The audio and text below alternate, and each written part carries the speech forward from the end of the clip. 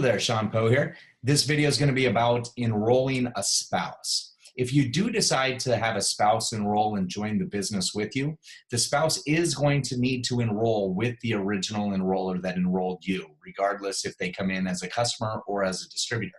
They then could, that enroller, place the spouse underneath you so that the volume rolls up. But the initial registration does need to happen by the original enroller.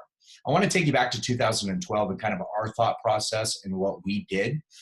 In our mind, knowing little about the business, not having network marketing experience, we didn't know what the right answer was. And I can tell you today, there probably is still not a right or a wrong answer in doing this. It's just a different way to structure your business.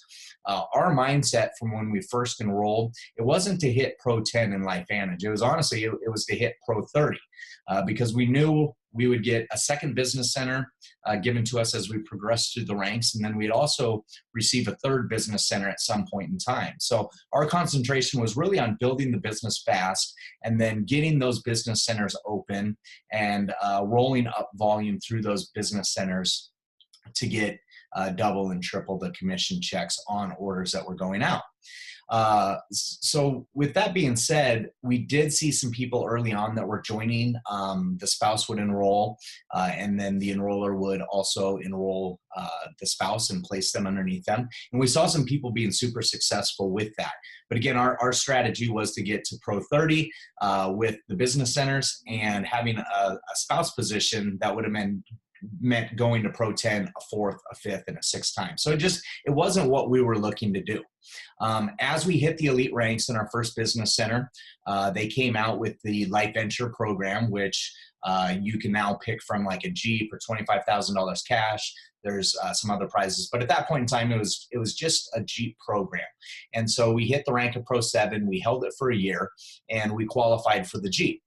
Our second business center shortly after that also hit the elite ranks, but how the programs are structured, especially LifeVenture and the incentive trips, stuff like that, multiple business centers cannot qualify for the same incentive or the same program. So with the LifeVenture program and the Jeep, we didn't get the second Jeep, although we had two positions at the elite ranks, the second one being a business center. Whereas if we would have initially enrolled myself as another position instead of building up the business centers, when we hit the elite ranks the second time, we would have been rewarded with a second Jeep. And then the other thing that I've seen over the years with the incentive stuff is trips. The elite trips, incentive trips, you can usually only qualify for one position, and it could be a second business center, it could be a third, but you couldn't have multiple positions qualify for it unless it was an additional position as a spouse. So we have seen several elites that, they have two kids and one position's elite, and they bring one kid with them in that position, and then the spouse also has an elite position. They bring a second child for free with that position. Whereas with us, again, having the second position, even at the elite ranks, we don't qualify for multiple positions.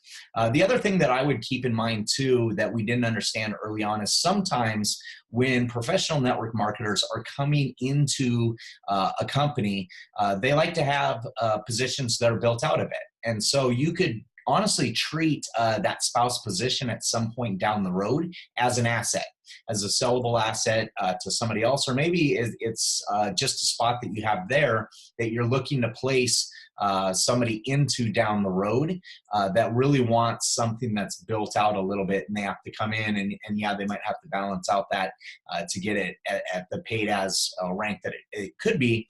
But that's also something that you can consider, is treating it as an asset.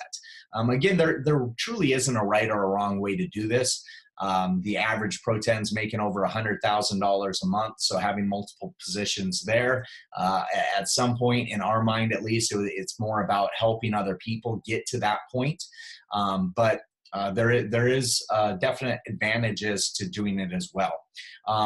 If you do decide to enroll a spouse, I would do it early on because the majority of the recruiting that we see happen does happen early on in most people's businesses and tends to taper off. You don't ever stop recruiting, but it definitely isn't at the accelerated rate that usually we see somebody come in when they're really hyper recruiting. So if you are thinking about doing it, I would do it earlier on. The only exception to that is if a position starts to become super unbalanced and you haven't opened up a spouse position and you're looking to balance out that. So for example, we've seen some people, they've got their business center 1 going good. They open up business center 2, and then all of a sudden some rock star jumps into business center 2 and it just takes off.